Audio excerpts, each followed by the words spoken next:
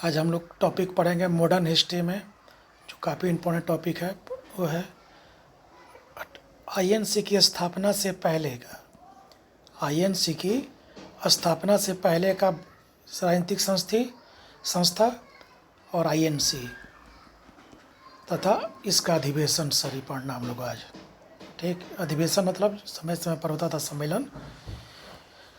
दूसरा तो पहला हम लोग पढ़ेंगे, आज पहला पढ़ेंगे हम लोग आईएनसी का स्थापना से 1885 में जो इंडियन नेशनल कांग्रेस की स्थापना हुई थी, उसके पहले से भारत में राजनीतिक संस्था कौन कौन सी थी उसको पकड़ना है। ठीक, तो सबसे पहले आता है कि ये राजनीतिक संस्था बनी क्यों। तो सबसे पहली राजनीतिक संस्था जो थी वो 1838 थी। इसको राजनीतिक संस्था इसलिए बोलेंगे कि इसमें पॉलिटिकल रूप से कुछ चंदे लिए थे। ये जिसको कहते हैं हम लोग, जिसको हम लोग कह सकते हैं कि उसमें सेवा शुल्क, या फिर कह सकते हैं हम लोग उसमें सदस्यता शुल्क लिया सकते थे। और भारत अंग्रेज़ों के खिलाफ ये लोग राजनीतिक अपना आंदोलन शुरू करते थे और उनके खिलाफ अपनी मांगे स्थानीय स्तर पर मंगाते थे। तो इसको पढ़ने कॉन्सेप्ट किया तो सबसे पहले देखना इसको ऐसे है कि अंग्रेज यूरोपियन लोग, देखो जब भारत में मुग़लों की सत्ता थी, हम लोग पढ़े होंगे मुग़लों की जब सत्ता थी, तो इसी के समय में यूरोपियन यात्री लोग आए, यूरोपियन यात्री लोग आए। और यूरोपियन यात्री आने के बाद क्या किया, उसी में यूरोपियन यात्री में पुर्तगाली थे, फ्रेंच थे, डच थे, अंग्रेज़ थे। अंग्रेज़ देखेंगे कि हम लोग आगे पढ़े हैं, देखेंगे कि मॉडर्न में कि अंग्रेज़ इन सभी यूरोपियन को हरा करके भारत में एक छत्र अपना राज कायम कर लेते हैं। और कायम करने के बाद क्या करते हैं वो लोग, धीरे धीरे भारत को साम्राज्यवाद की ओर ले जाते हैं। साम्राज्यवाद का मतलब हुआ भारत के छोटे छोटे प्रांतों को अपने अधीन कर लेते हैं।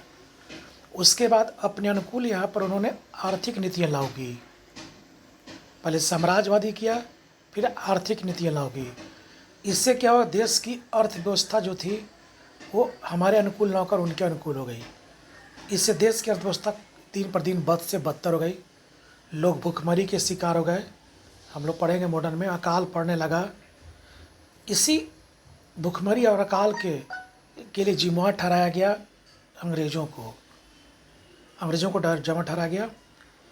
ठीक, और अंग्रेज़ों को जब जिम्मेवार ठहराया गया तो सारी उनकी दोषपूर्ण नीतियों से देश के हर वर्ग उनसे तरसता है, क्या जमींदार, क्या किसान, क्या औद्योगिक संस्था। तभी क्या हुआ, इस सारे संस्थाओं ने इन सारे क्षेत्रीय स्तर की समस्याओं ने एक राजनीतिक रूप ले लिया राजनीतिक स्तर पर।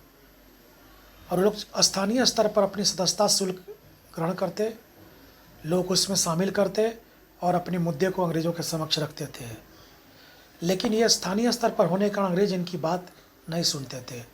तभी देखना कि यही सभी स्थानीय स्तर की जो संस्था है, उसी स्थानीय स्तर की संस्था को मिलाकर एक बड़ी संस्था बनती है। इसका नाम है आईएनसी, इंडियन नेशनल कांग्रेस, जिसके बारे में आगे बताएंगे। कुछ इतिहासकार कहते हैं कि आईएनसी भारतीय लोग अपने फ़ायदे के लिए बनाए थे। कुछ इतिहासकार कहते हैं कि अंग्रेज़ों की दिमागी उपज थी, उन्हीं के कहने पर आईएनसी बना था, जिसका हम आगे जिक्र करेंगे। तो ही आता है कि अंग्रेज़ों के आने के बाद उनकी गलत आर्थिक नीतियों, सामाजिक राजनीतिक नीतियों के कारण देश के सभी वर्ग इससे प्रभावित हुए। इसका दुष्परिणाम यह हुआ कि भारतीयों ने स्थानीय स्तर पर अपने अपने राजनीतिक संस्थाएं बनाना शुरू कर दी, जिसमें समय समय पर सदस्यता शुल्क लिया जाता था। इनकी समय समय पर मीटिंग होती थी। अंग्रेज़ों पर इस संस्था के माध्यम से दबाव डाला गया। ठीक, उसी संस्था में पहली राजनीतिक संस्था थी लैंड होल्डर सोसाइटी, जिसका गठन हुआ था 1838 में कोलकाता में, जो आज पड़ता है वेस्ट बंगाल में। ठीक, इसके संस्थापक सदस्य थे द्वारकानाथ टैगोर। इस संस्था का उद्देश्य क्या था कि बंगाल में जितने भी जमींदार थे, अंग्रेज़ क्या किया था सबको पता ही था कि जब भारत में स्थायी बंदोबस्त लागू किया था तो जमींदारों की जमींदारी छीन लेते थे, उनके अधिकार सीमित कर दिए थे। तो इस जमींदारों ने अपने हक की लड़ाई के लिए लैंड होल्डर सोसाइटी का गठन किया था। और ये भारत में, आधुनिक भारत में, नॉट प्राचीन मध्यकालीन, आधुनिक भारत की सबसे पहली राजनीतिक संस्था थी। बताए थे कि आधुनिक भारत कब होता है, जब भारत में अंग्रेज़ों का आगमन होता है, या 1707 में जब औरंगजेब की मृत्यु हो जाती है, उसके बाद या अंग्रेज के भारत में आगमन के बाद क्या होता है, भारत में आधुनिक भारत की शुरुआत होती है। तो अंग्रेज़ों के समय में जो आधुनिक भारत था, उस समय की सबसे पहली राजनीतिक संस्था थी यही थी। तो पूछ सकता है अंग्रेज़ों की भारत में भारतीयों की पहली राजनीतिक संस्था कौन थी? तो लैंड होल्डर सोसाइटी। कहाँ खुली थी? कोलकाता में। ठीक ना। किससे जुड़ी थी? मुद्दा ये जमींदारों से। इसी संस्था से प्रेरित होकर अन्य जगहों पर संस्थाएं धीरे धीरे खुलती गई, लेकिन सब अपने स्थानीय मुद्दों को लेकर खुले, यानी इनमें आपस में कोई तालमेल नहीं था। तभी दूसरा हुआ ब्रिटिश इंडियन एसोसिएशन संस्था खुला 1851 में बंगाल में फिरोज शाह मेहता ने। इनका उद्देश्य था जितने भी देश में बुद्धिजीवी वर्ग है उनको एक साथ लेकर अंग्रेज़ों की नीतियों का विरोध करना जहाँ पर वो गलत है। इसलिए क्या खुला? British Indian association. ध्यान रखना, ब्रिटिश इंडियन एक इंडियन एसोसिएशन है और एक ब्रिटिश इंडियन एसोसिएशन है, ठीक ना। तो ब्रिटिश इंडियन एसोसिएशन की स्थापना किसने की थी? फिरोज शाह मेहता ने। और इंडियन एसोसिएशन की स्थापना किसने? सुरेंद्रनाथ बनर्जी ने। देखना, ब्रिटिश अगर जोड़ देगा तो फिरोज शाह मेहता हुआ, ब्रिटिश हटा देगा तो मानना है ये सुरेंद्रनाथ बनर्जी। इसी संस्था से प्रेरित होकर बॉम्बे एसोसिएशन खुला 1852 में खुला। इसके संस्थापक थे दादा भाई नौरोजी। ये भी एक मिल मजदूरों के लिए था ये, ठीक। नेक्स्ट, तभी क्या बता देखते हैं कि 1853 में, हम सबको पता था, बता चुके हैं एक्ट में, वीडियो में, कि अंग्रेज़ भारत में जो शासन करते हैं एक्ट के माध्यम से कर रहे थे, ताकि किसी को लगे नहीं कि भारत गलत नीतियों से तहत शासन कर रहे हैं। तो इसी के बाद, इसी एसोसिएशन के बाद 1853 के एक्ट आने की बात हुई। सबको पता था, बताए थे क्लास में, 1773, 1784, 1791, 1813, 1833, 1853, ऐसी 1853 की एक्ट जब आई तो सबको पता था कि जब एक्ट आता था तो भारतीय लोग एक्ट के माध्यम से अपनी मांगे मानते थे, ताकि अंग्रेज़ों से अपनी मांगे कानून के तहत लिया जाए। तो 1853 का जब एक्ट आने की बात हुई तो सारी संस्थाओं ने, जितने संस्थाएं थी अब तक की जो बताया 3 संस्था, इन संस्थाओं ने ईस्ट इंडिया कंपनी के पास ये बातें रखी कि जब भी 1853 का कानून बनकर भारत में आएगा तो इन बातों को भारत में शामिल होना चाहिए। तो राजनीतिक संस्था का मेन मकसद था स्थानीय मुद्दों के साथ साथ जब भी अंग्रेज भारत में कानून बना कर लाते थे तो कानून बनने से पहले भारतीय उन पर दबाव डालते थे कि कानून में ये सबको भी शामिल कर लिया जाए। तो वही 1852 में जो बॉम्बे एसोसिएशन बना, उसके बाद जो 53 में 1853 की एक्ट आने वाली थी, तो उस समय ईस्ट इंडिया कंपनी के समक्ष भारतीय नेताओं ने राजनीतिक रूप से बात करी कि व्यवस्थापिका में भारतीयों की भागीदारी बढ़ाई जाए। यानी राजनीतिक संस्था पहले क्या थी? स्थानीय मुद्दे को लेकर शामिल थी। धीरे धीरे क्या हो गई कि देश में जो कानून बनकर अंग्रेज बताए थे, सब आते थे, पढ़ाए होंगे ब्रिटिश संसद का विकास में, वहाँ देख लेना। तो उन लोगों ने क्या किया, कहा कि अरे 1853 में एक्ट आ रहा है, इसमें दबाव डाला जाए। संस्था थी, संस्था क्या हो गया कि अंग्रेजों के पास दबाव डालना शुरू कर दिया कि जो कानून बनकर आएगा उसमें भी भारतीयों को भागीदारी दी जाए। नील और नमक पर ईस्ट इंडिया कंपनी की भागीदारी हटाई जाए, क्योंकि इससे काफ़ी नुकसान होता था। नमक पर टैक्स लेते थे जो कि प्राकृतिक था, और नील खेती से भूमि बंजर दी थी, ठीक। भारतीयों को ICS में अधिकार मिले, ICS में इंडियन सिविल सर्विस में, ताकि जहाँ पर कानून बनता है उसमें भारतीय लोग भी शामिल हो सके। ICS पास करने के बाद क्या था, बताए थे सब लोग कि गवर्नर की कार्यकारिणी में लोग भाग लेते थे, इसीलिए ICS की बात हुई। तो राजनीतिक संस्थाएं जो अपने क्षेत्रीय मुद्दे को मांगते थे, 53 से क्या मांगने लगे कि जब भी कोई कानून अब बनकर आएगा, ये लोग कानून पर दबाव डालते थे सरकार पर, भारत की सरकार पर, कि आप लोग अपने अंग्रेज को बोलिए कि जो भी कानून बनकर आएगा अब हम लोग की ये बातें उसमें शामिल होनी चाहिए। तो ये संस्थाएँ अब छोटी छोटी जो थी अब राजनीतिक स्तर से उठकर देश स्तर पर हो गई। तभी इसी में आएगा east Indian association. East Indian association जिसकी स्थापना 1866 में हुई थी। इसके संस्थापक कौन थे? फिरोज शाह मेहता, बदरुद्दीन तैयबजी, दादा भाई नौरोजी। यह भी संस्था का मकसद था कि जो भारत में नई पीढ़ी को तैयार करना। नई पीढ़ी मतलब होता है कि कांग्रेस को संभालने वाली नई पीढ़ी तैयार हो, ताकि राजनीतिक मांग को और जोर किया जा सके। पूना, इसी की संस्था कड़ी में आगे पूना सार्वजनिक सभा जो 1870 में बना। जिसके संस्थापक थे एम.जी. रेनाडे। ठीक, तो ये सारी क्षेत्रीय स्तर पर संस्थाएं थी जो अपने राष्ट्र क्षेत्रीय स्तर पर अपनी मांगों को उठाती थी समय समय पर। तभी आया इंडियन लीग 1872 में बंगाल में, जिसके संस्थापक थे सुशील कुमार घोष, लेकिन अस्तित्व में आया 1875 में। स्थापना कब हुई थी? इसका उद्देश्य था कि देश के नवयुवकों को भी अब कांग्रेस से जोड़ा जाए, ताकि आने वाली पीढ़ी कांग्रेस को, जो बुजुर्ग लोग हैं, उनका स्थान ये लोग ले सकें। इसी कड़ी में कहा था इंडियन एसोसिएशन, जो सबसे अच्छी संस्था थी, 1876 में खुली बंगाल में। इसके संस्थापक थे सुरेंद्रनाथ बनर्जी। ठीक ना। इस संस्था के बारे में कहा था कि ये अन्य संस्थाओं से काफ़ी व्यापक था। जो अन्य संस्था अब तक पढ़े हम लोग हैं, इंडियन लीग, इंडियन एसोसिएशन, सबसे काफ़ी बड़ी थी। इसका 50, लेकिन इसमें दिक्कत क्या था, और ये बड़ी हो सकती थी, लेकिन इसका 50 रुपये जो शुल्क था ना, इस शुल्क जमा करके रही इसके संस्था के में शामिल हो सकते हैं। ये काफ़ी महंगा होने के कारण लोग इससे कम जुड़े। ठीक, इस संस्था के बारे में कहा जाता है कि पहली अखिल भारतीय स्तर की राजनीतिक संस्था थी ये, इंडियन एसोसिएशन। ठीक ना। ठीक, और इन लोगों ने क्या किया कि जितने भी राजनीतिक स्तर पर छोटे छोटे राजनीतिक संस्थाएं हैं, उनको आपस में जोड़े रखने के लिए एक बंगाली पत्रिका निकाला। उस पत्रिका के माध्यम से छोटी छोटी संस्थाओं को अपनी ओर जोड़ा जाते। इनका समय समय पर अपना अधिवेशन होता था। 1883 में हुआ पहला, दूसरा 1885 में हुआ। तुम देखोगा जब आईएनसी की स्थापना हुई थी 1885 में, तो उस सम्मेलन में, उस संस्था में, ये संस्था शामिल भी थी, ये इंडियन एसोसिएशन। इसीलिए 1885 में जब ये संस्था बनी थी आईएनसी, तो ये संस्था इंडियन एसोसिएशन उसमें शामिल नहीं हुई, क्योंकि इनका अपना खुद का कॉन्फ्रेंस चल रहा था। इसलिए 1886 में जाकर इस संस्था जाकर क्या हो गई, आईएनसी में अंतिम रूप से मर्ज कर गई। तो पूछता है इंडियन एसोसिएशन आईएनसी में कब मर्ज किया था? 1886 में।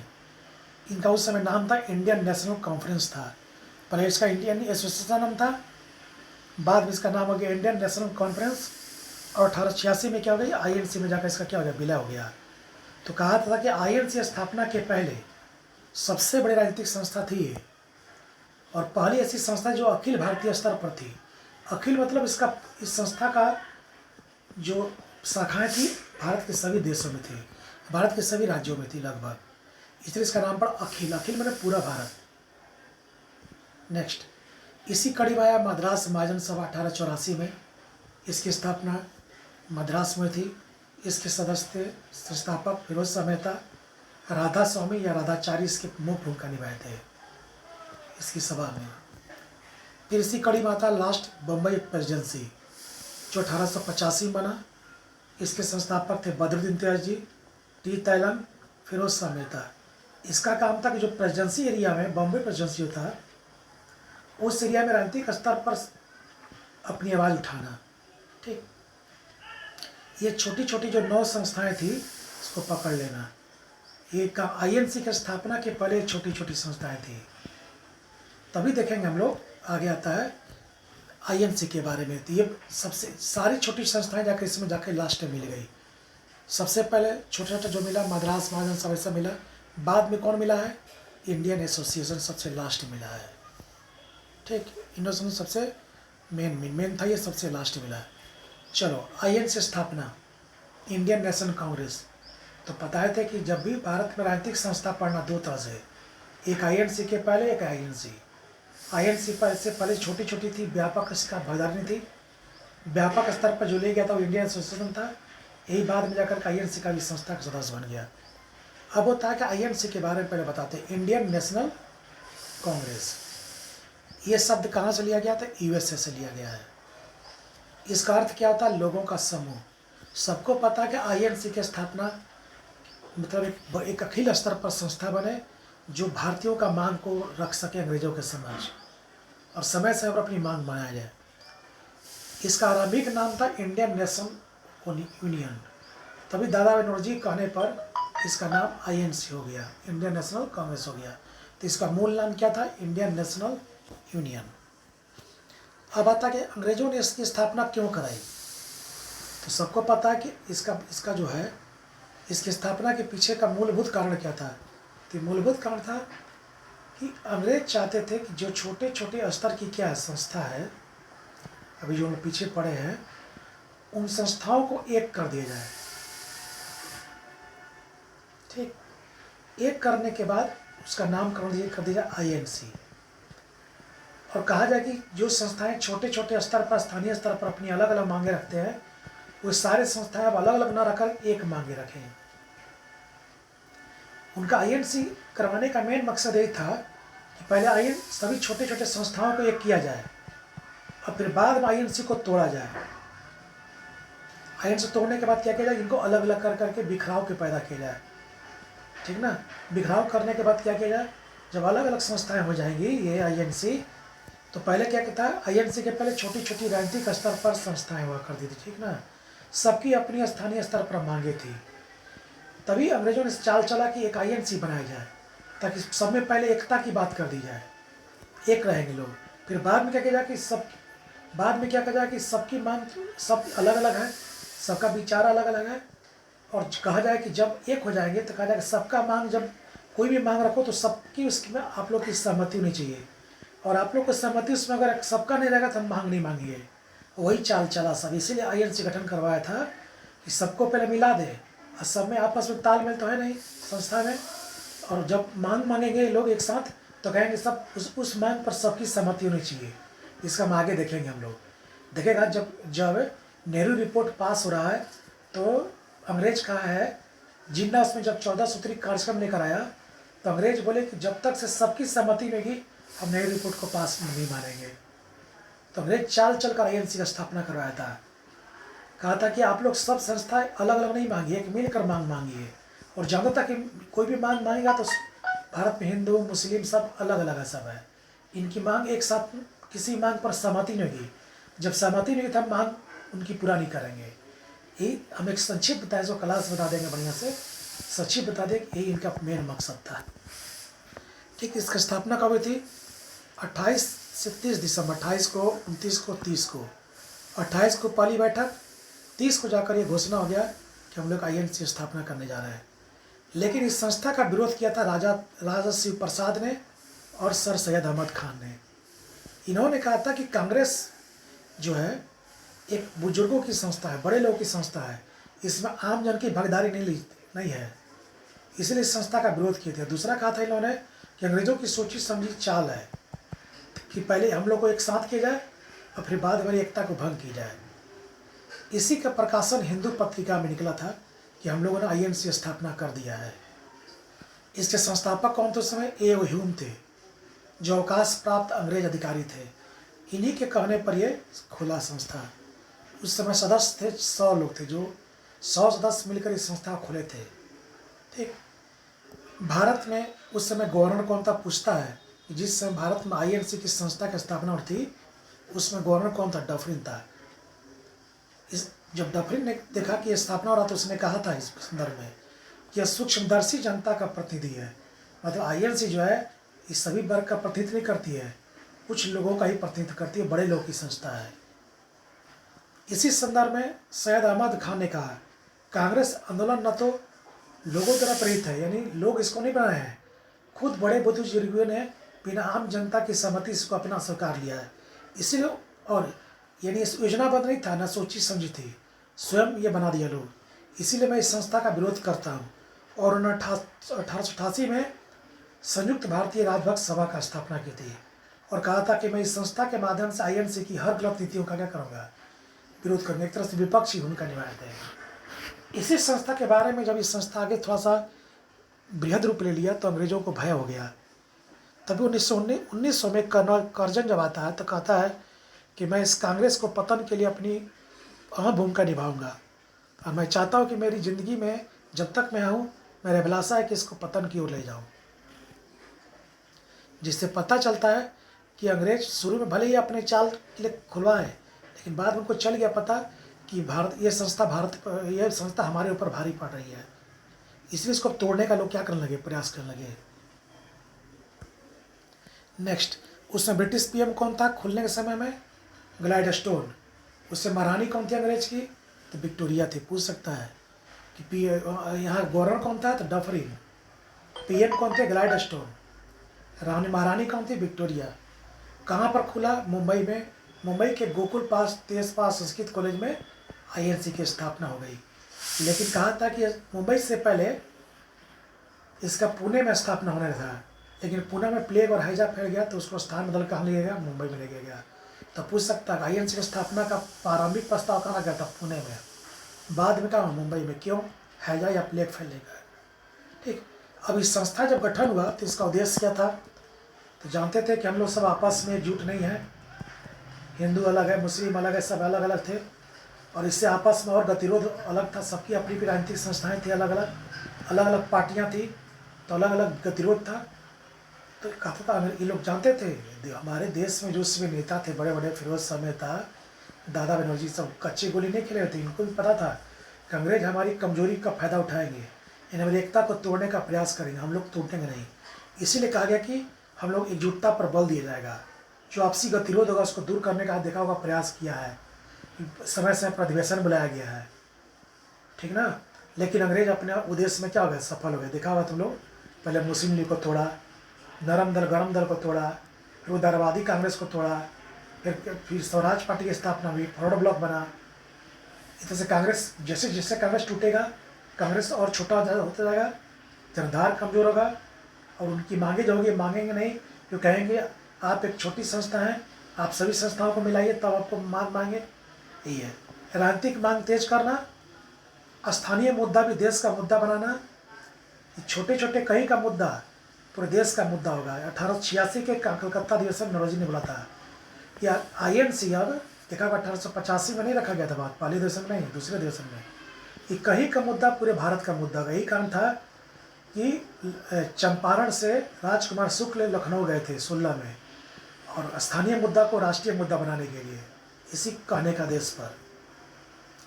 अब देखेगा कि आईएनसी में तुम देखेगा कोई भी सिख इसमें अध्यक्ष नहीं बने हैं, जैन नहीं बना, बौद्ध नहीं बना है।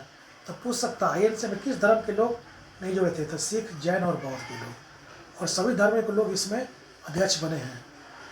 आईएनसी द्वारा प्रकाशित पत्रिका थी इंडिया, जो साप्ताहिक थी, पहले दैनिक थी, बाद में साप्ताहिक हो गई। और इसी पत्रिका में अंग्रेज के करतूतों को छापा था और एकता को बल दिया था, और जनधार को बढ़ाने का प्रयास किया गया आईएनसी का।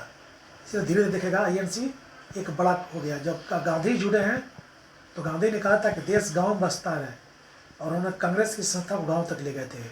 इसीलिए गांधी जी का आंदोलन जन आंदोलन का रूप ले लिया बाद में। इसीलिए भारत में जन आंदोलन की शुरुआत गांधी जी जुटने के बाद होती है, ठीक। और इसका उद्देश्य था, सबको पता ही है, इस समय समय पर हम अधिवेशन बुलाएंगे, अधिवेशन में कोई अपना मुद्दा रखेंगे, अंग्रेजों पर अधिवेशन के माध्यम से दबाव बनाएंगे, वही आगे हम लोग पढ़ेंगे अधिवेशन। अब होता कांग्रेस की स्थापना जब हो गई, इस संस्था को आज़ादी के समय तक, अभी भी कांग्रेस है जिसका अध्यक्ष है ये हमारा ये पप्पू है। 3 चरण है इसके, 1885 से 1905, 1905 से 1919, 1919 से 1947। 3 चरण का मतलब होता है कि आईएनसी जो संस्था है, इस संस्था को 3 लोगों ने चलाया। पहला उदारवादी लोगों ने, दूसरा उग्रवादी ने संभाला, तीसरा गांधीवादी जुगाया। उदारवादियों का कहना था कि जब इस संस्था को उदारवादी संभाले तो उनका कहना था कि अंग्रेजों से जो भी हम मांग रखेंगे वो संवैधानिक तरीके से रखेंगे, वही एक्ट वाला 1773 1784, कि हम जो भी मांग रखेंगे एक्ट के माध्यम से रखेंगे, ठीक। जिसमें थे फिरोज शाह मेहता, गोपाल कृष्ण गोखले, दादा बनर्जी, सुरेंद्र नाथ बनर्जी, बेमोश चंद्र बनर्जी। यानी पहला चरण था उदारवादियों का, जो अंग्रेज के प्रति काफ़ी उदार थे। दूसरा चरण है उग्रवादियों का, जिसका हम लोग क्लास में पढ़ेंगे। इनका संविधान में विश्वास नहीं था। इनका कहना था कि हम एक्ट में क्या विश्वास करेंगे, जिससे मेरा दिल ही नहीं मिलता, मेरे लिए क्या एक्ट लाएगा। तो इस समय शामिल थे लाल बाल पाल, लाला लाजपत राय, बाल गंगाधर तिलक, बिपिन चंद्र पाल और भीम घोष। हालांकि ये बाद में जाकर क्रांतिकारी हो गए थे। तब जाकर के 1919 से इस संस्था पर गांधी जी का वर्चस्व बढ़ गया, और उन्होंने कहा था कि संविधान हम खुद बनाएंगे, अंग्रेजों को नहीं बनाएंगे। इस समय लोग थे गांधी जी, राजेंद्र प्रसाद, नेहरू जी, सुभाष चंद्र बोस, इस समय के नेता थे। यानी 1919 से 1947 तक कांग्रेस को इन सभी लोगों ने मिलकर चलाया। 5 से 19 तक इन सभी लोगों ने मिलकर चलाया। 85 से 95 तक इन सभी लोगों ने मिलकर चलाया और अपनी अपनी मांगे अंग्रेजों के समक्ष रखते गए। नेक्स्ट, जितने भी अधिवेशन हुए थे सम्मेलन कांग्रेस का, उन अधिवेशन के बारे में लगता थे जान लो। सर्वाधिक बार अधिवेशन कहाँ हुआ था? पहला कलकत्ता में 10 टाइम्स। दूसरा नंबर पूछ देगा तो बोलना मुंबई में 7 बार हुआ था। सर्वाधिक बार अध्यक्ष बने कौन? जवाहरलाल नेहरू। कब कब? 29, 36, 37 और 47। प्रथम मुस्लिम अध्यक्ष कौन बने थे? बदरुद्दीन तैयबजी, 1887 मद्रास अधिवेशन में। प्रथम पारसी अध्यक्ष दादा भाई नौरोजी, 86 कोलकाता अधिवेशन में। प्रथम अंग्रेज अध्यक्ष जॉर्ज ह्यूल, 1888 इलाहाबाद में। 2 बार अंग्रेज बने जॉर्ज बेटरमैन, 1889, 1910। पहली महिला पूछेगा तो एनी बेसेंट, 1917 कलकत्ता आयरलैंड की थी। पहली भारतीय महिला पूछेगा तो 1925 में सरोजिनी नायडू कानपुर में। सबसे कम उम्र में और सबसे लंबे समय तक 6 वर्ष तक लगातार अब्दुल कलाम आज़ाद। आज़ादी के समय अध्यक्ष जेबी कृपलानी, जब देश को आज़ादी मिली थी उस समय ANC का अध्यक्ष कौन था? जेबी कृपलानी। गांव मुआ अधिवेशन फैजपुर। फैजपुर देखो महाराष्ट्र में पड़ता है और बंगाल में पड़ता है, लेकिन जब अधिवेशन पूछेगा तो बंगाल बोलना है। ऐसे फैजपुर कहाँ भी है? महाराष्ट्र में भी है। नौरोजी कितनी बार बने थे? 3 बार बने थे, 86, 93 और 1906 में। 3 महिला अध्यक्ष अब तक बनी है, Annie Besant, Sarojini Naidu, Nelson Gupta. 1933 में कलकत्ता अधिवेशन में। तब पूछ सकता दूसरी भारतीय कौन थी? नेल्सन। तीसरी महिला कौन थी? नेल्सन। आज़ादी के बाद यानी जब 1885 से लेकर 1947 तक जितने भी अधिवेशन हुए उसमें बीच में 8 बार ऐसा समय आया था जिस समय अधिवेशन नहीं हुआ था। यानी 8 बार बीच में क्या आया था? रुकावट आई थी, अधिवेशन नहीं हुआ था।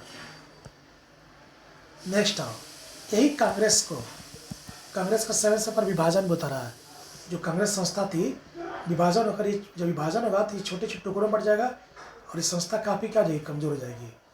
सबसे पहली बार इसमें विभाजन देखा गया था 1907 में सूरत में अधिवेशन में। यहीं पर नरम दल और गरम दल के रूप में बटा था, कांग्रेस पहली बार बटा था। अध्यक्ष पद का मुद्दा और बहिष्कार था। इसमें बंगाल विभाजन के दौरान देखेगा, आगे क्लास में बता देंगे कि जो उदारवादी गुट के मुद्दे के लोग थे उन्होंने कहा था कि बंगाल में इसका विद्रोह होना चाहिए, बंग भंगा। और जो उग्रवादी गुट के थे उन्होंने कहा था कि पूरे भारत वर्ष होना चाहिए था। इसी को लेकर के आपस में गहमागहमी हुआ। फिर अध्यक्ष पद तक मुद्दा आया और सूरत में अधिवेशन हुआ। नरम दल और गरम दल के रूप में कांग्रेस पहली बार टूट गया। फिर 1918 में दिल्ली में टूटा। उदारवादी और अतिवादी, जो उदारवादी थे वो कहते थे कि 1901 में जो 1901 को हम नहीं मानते हैं, इसमें सुधार चाहिए। अति उदारवादी कहते थे कि नहीं, कुछ तो दिया ना। 1922 में गया अधिवेशन हुआ था, उसी में स्वराज पार्टी गठन हो गया था। ये भी एक अलग चुनावी था मुद्दा, केंद्रीय और प्रांतीय असेंबली। उसी में जो परिवर्तनवादी थे, जो अपरिवर्तन थे, गांधी जी की तरफ थे परिवर्तन और CR दास अपरिवर्तन और CR दास थे परिवर्तनवादी। इन्होंने कहा था कि हम लोग चुनाव में भाग लेंगे, गांधी ने बोला चुनाव में भाग नहीं लेंगे। इसी मुद्दे को लेकर गया में अधिवेशन हुआ और वही पर हुआ कि ठीक है हम अलग हम लोग बन जाते हैं। वही CR दास मोतीलाल नेहरू ने 1923 में इलाहाबाद में स्वराज पार्टी बनाया था, लेकिन ये मुद्दा कहाँ था? गया में। 1939 में त्रिपुरी अधिवेशन हुआ था, जब सेकेंड वर्ल्ड वार में अंग्रेजों ने बिना पूछे भारतीयों को शामिल होने की बात कही तो गांधी ने कहा कि ठीक है शामिल हो लेते हैं, लेकिन सुभाष ने बोला कि हम शामिल नहीं होंगे। और इसीलिए उन्होंने त्रिपुरी अधिवेशन के बाद उन्होंने अपना पद से इस्तीफा दे दिया और एक नया संस्था बनाया फोर्ट ब्लॉक, ताकि हमारे से जो जुड़े लोग हैं वो राजनीतिक संस्था से लोग जुड़े रहें। नेक्स्ट, प्रमुख कांग्रेस अधिवेशन, वर्ष, स्थान, अध्यक्ष, विशेषता। 1885 में पहला हुआ था बम्बई में। उसके संस्थापक अध्यक्ष थे बेमोस चंद्र बनर्जी। पूछता उसमें सदस्य कितने शामिल थे? 72। इसी में दादा भाई नौरोजी ने INC कहा था, जिसका नाम था इंडियन कांग्रेस यूनियन को कहा था INC, इंडियन नेशनल कांग्रेस। 1886 में कोलकाता में हुआ, दादा बनर्जी ने किया था।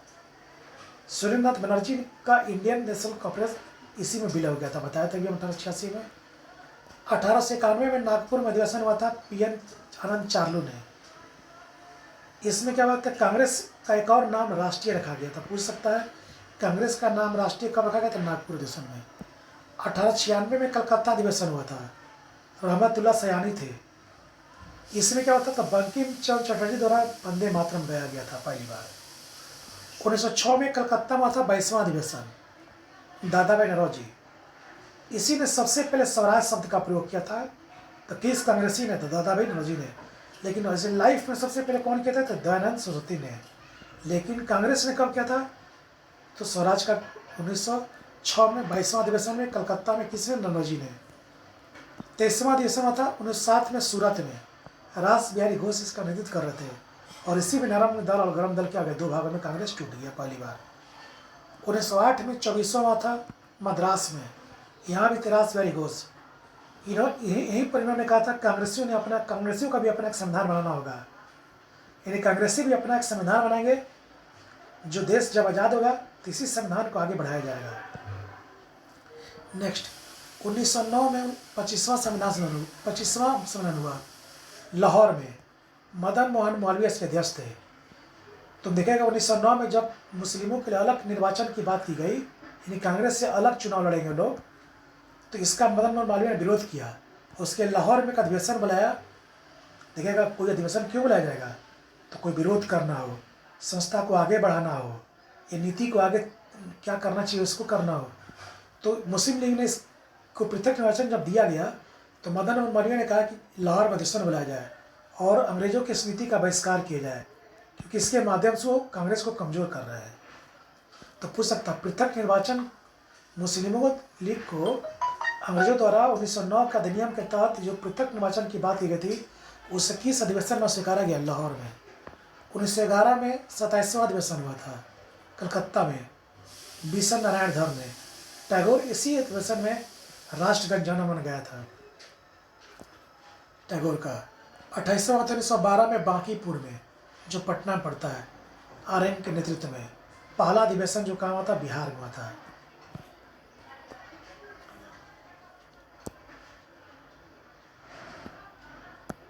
नेक्स्ट फिर वो 31वां तो 1916 में लखनऊ में इस अंबिका चंद मजूमदार, सबको पता है, यहीं पर नरम दल और गरम दल क्या हो गए थे? एक हो गए थे, जिसमें एनी बेसेंट की भूमिका थी।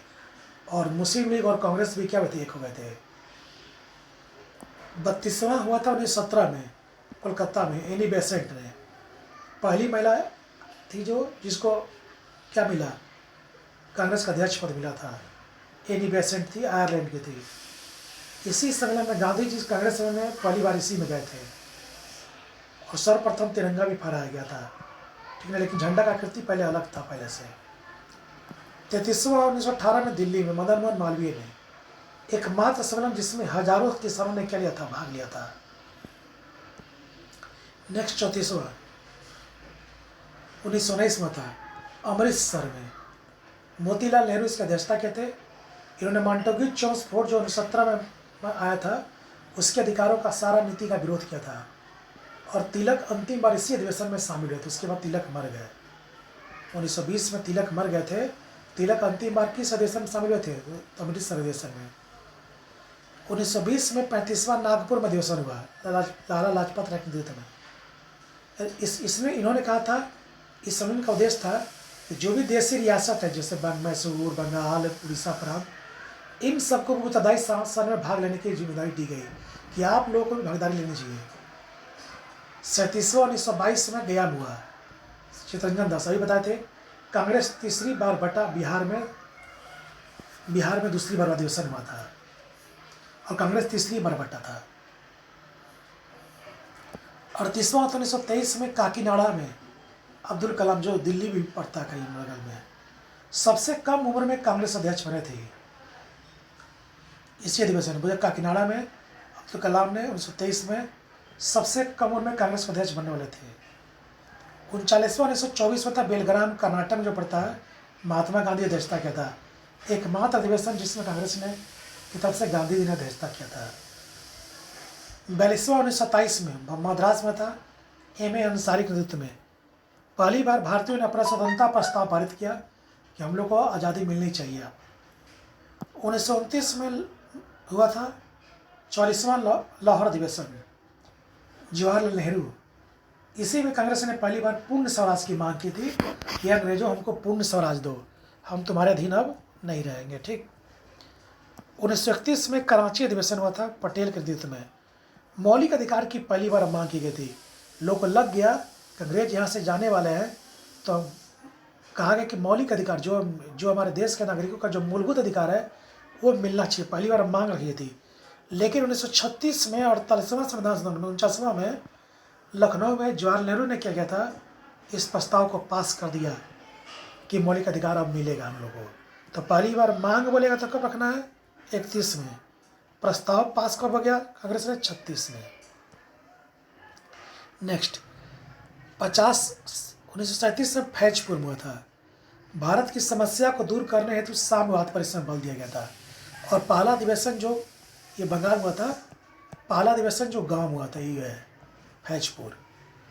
इसमें क्या था कि भारत की जो स्थानीय समस्या है जैसे गरीबी, बेरोजगारी, अकाल, भूचाल, उन सब समस्याओं को दूर करने के लिए साम्यवाद पर बल दिया गया। इन भारत में साम्यवादी शासन होना चाहिए, तभी क्या होगा कि देश में ये सब गरीबी समस्या छोटे छोटे जो मिट पाएंगे। पूंजीवादी विचार रहेगा तो अपना स्थिति मजबूत करेगा। 1938 में 51वां हुआ था हरिपुरा में, सुभाष चंद्र बोस थे अध्यक्ष। इन्होंने इसी अधिवेशन में कहा था कि हिंदी भाषा हेतु एक रोमन लिपि लागू किया जाए ताकि रोमन लिपि में हिंदी भाषा को समझा सके। 1939 में त्रिपुरी अधिवेशन हुआ था और MP पड़ता है, इसके अध्यक्ष थे सुभाष चंद्र बोस ने। इसी अधिवेशन में सुभाष चंद्र बोस ने गांधी जी की तरफ से जो खड़े थे पटाभी सीतारमैया, उनको हराया था अध्यक्ष पद में। और तभी गांधी ने कहा था कि पटाभी सीतारमैया का हार नहीं बल्कि मेरी हार है। और यहीं पर सुभाष चंद्र बोस से और गांधी जी में पटता नहीं है, तो सुभाष चंद्र बोस ने बोला कि संस्था छोड़ देने में भलाई है। वही त्रिपुरी अधिवेशन को जीतने के बाद संस्था छोड़ दिए हैं और कहा कि जो मेरे साथ जो लोग जुड़े हुए इतना दिन से, उन लोग को अपनी जलधारा में लाए, अपनी ओर लाया जाए, मुख्य धारा में लाया जाए। इसीलिए उन्होंने एक फॉरवर्ड ब्लॉक की क्या की स्थापना की थी। 1940-46 में रामगढ़ में अधिवेशन हुआ था अबुल कलाम के नेतृत्व में। यहीं पर पहली बार व्यक्तिगत सत्याग्रह की शुरुआत हुई थी, गांधी ने किया था। वही गांधी जी के पहले व्यक्तिगत सत्याग्रह थे विचार विनोबा भावे, दूसरे थे जवाहरलाल नेहरू, तीसरे थे ब्रह्मदत्त। पहले थे विनोबा, दूसरे जवाहरलाल नेहरू, तीसरे ब्रह्मदत्त। अब देश इस संस्था के माध्यम से जब अंग्रेजों ने भारत छोड़ दिया, जब देश आज़ाद हो गया, तब गांधी ने कहा था कि ये कांग्रेस चापलूसों की फौज बन गई है और इसमें भ्रष्टाचार लोग लिप्त है। अब इस संस्था को बंद कर देना चाहिए, ये अपने मकसद में कामयाब हो गया है। नहीं तो संस्था आगे बढ़ेगी तो इस संस्था में अपने लोग ही लोग क्या रहेंगे, इसमें रहेंगे चापलूस लोग रहेंगे, इसमें भ्रष्टाचारी लोग रहेंगे। इसलिए संस्था को बंद कर दिया, लेकिन संस्था अफसोस बंद नहीं हुआ। ठीक ना, आज भी आबाद गति से संस्था ही चल रहा है। तो पूछ सकता आज़ादी मिलने के बाद किसने कहा था कि अपने मकसद में कामयाब हो गया, अब इस संस्था को बंद कर देना चाहिए, गांधी जी ने। ठीक, धन्यवाद।